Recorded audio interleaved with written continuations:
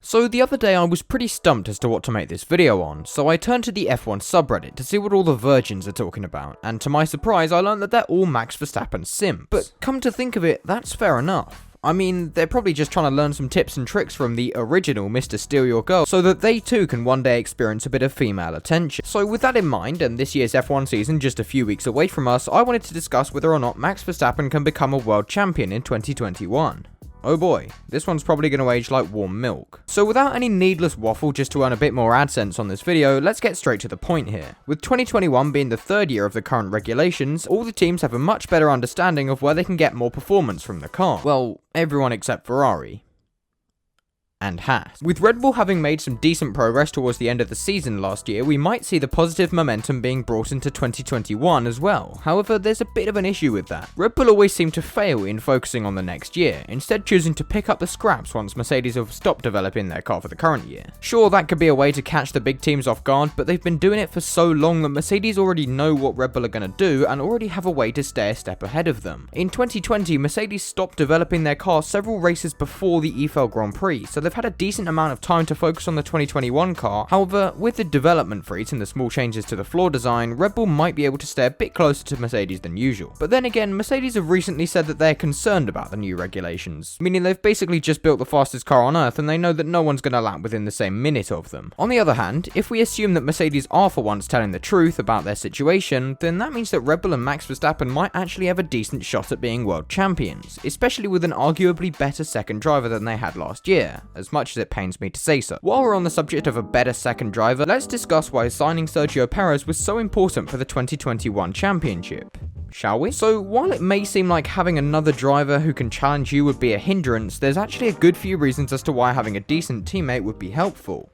Wow, who would have guessed? Okay, so I just want to pause the video here and ask that if you've enjoyed the video so far, or you go on to enjoy it later on, you subscribe to my channel. It's free, it really helps me out in my goal to reach 100,000 subscribers by my birthday, and you can always unsubscribe at any point if you don't enjoy my content. With that out the way, let's get back to the show. The first reason that signing Sergio Perez would have been helpful is the fact that by having a teammate that can kind of keep up with you, it means that you can focus on what's ahead, with your second driver stopping anyone from catching up to you. This can be really useful. Think Valtteri Bottas, but only when he finishes behind Lewis Hamilton, which in 2020 was quite a lot. Next, Perez's experience in F1 will help Red Bull to identify weaknesses in their car that Max Verstappen would have just driven around. We all know that Verstappen has a kind of magical power when it comes to controlling a race car, so I'm sure the small issues wouldn't make such a huge difference, but if he just drives around the issues, then no one's going to know how to make the car faster, meaning that Red Bull can't catch up to Mercedes as easily. As well as this, Perez is now a proven race winner, so when he's not being told to stay behind Verstappen, for instance when the Honda engine inevitably loses the will to live in the first round, then Sergio Perez can pick up the pieces, meaning that Max Verstappen's championship rivals don't build too much of a lead. Furthermore, having a second driver that Max Verstappen isn't instantly able to demolish and move on means that Red Bull will be able to push him even further than where he already is. So yeah,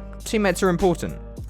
Unless you're a professional chess player. Aside from Sergio Perez being on the team, there are a few more reasons that Verstappen might be extra good this year. Firstly, the fact that he can learn a few tips and tricks from his new family. And for once, I'm kind of being serious. His new father-in-law has 3 world championships, and his brother-in-law has a Formula E title to his name as well. Sure, on the surface of it, you might think that some F1 titles won in the 80s, and a title in a championship with less heritage than an IKEA wardrobe are pretty worthless in 2021. But the thing is, winning any championship in top-tier motorsport needs a championship mentality. I'm not entirely sure why I'm claiming to know all this stuff, to be honest. The biggest motorsport achievements I have to my name are qualifying 4th in a league race once and beating a bunch of 5-year-olds at go-karting in 2017, but hey. The final thing I want to cover in this video is the fact that technically the current world champion still doesn't have a contract for 2021. Again, this is probably going to age worse than Fernando Alonso's 2017 campaign, but even so, I do just want to give it a mention. Assuming that Lewis Hamilton doesn't sign that contract, that'll probably mean that George Russell takes his place in the Mercedes. While I'm by no means going to claim that George Russell is a slow driver, we have to remember that he's only got 2 seasons in F1, both of them in Williams, which is essentially like having just a few extra seasons in F2. Over the course of the 2019 and 20 seasons, George Russell outqualified his Williams teammates every single race. But on the Sundays, he seemed to lack that kind of consistency that they had. Neither Latifi nor Russell had scored a point for Williams in 2020, but Nicholas Latifi had arguably been closer to the points on more occasions. Had George Russell not decided to get hit by Marcus Ericsson in the San Marino Grand Prix, I would probably have said something different about him, but as it stands, I just don't think he's quite ready for a championship yet. What this all means is to say is that if George Russell winds up in a Mercedes this year, then he probably won't be winning the championship.